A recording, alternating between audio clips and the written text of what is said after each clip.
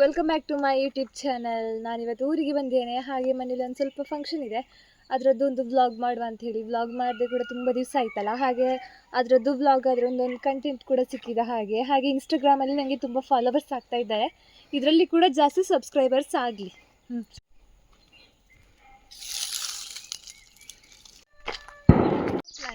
ಇದು ನಾನು, ಇದು ನನ್ನ ತಂಗಿ. ಈ ಕಡೆ ನೋಡ.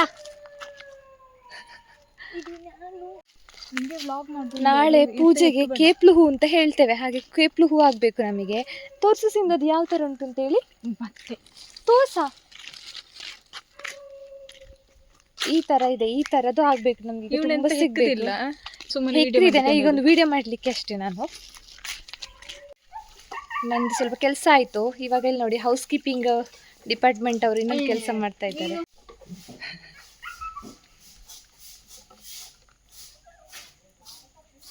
ಆ್ಯಕ್ಚುಲಿ ಇವಳು ವ್ಲಾಗ್ ಮಾಡ್ತಿಲ್ಲ, ಸೊ ನಾನು ವ್ಲಾಗ್ ಮಾಡ್ತಿದ್ದೇನೆ. ಇದನ್ನು ಹಾಕ್ತಾಳೆ ಗೊತ್ತಿಲ್ಲ.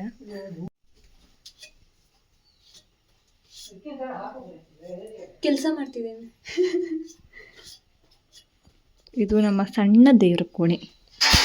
ಹಾಗೆ ನಾವಿರುವಾಗ ಎಂತ ಎಲೆ, ಮಾವಿನ ಎಲೆ ಕೊಯ್ಲಿಕ್ಕೆ ಹೋಗುವ. ಟೇಕ್ ಇಟ್ ಮಾಡಾಯ್ತಾ? ಅವಳು ಹೇಳ್ತಾರೆ ನಾನು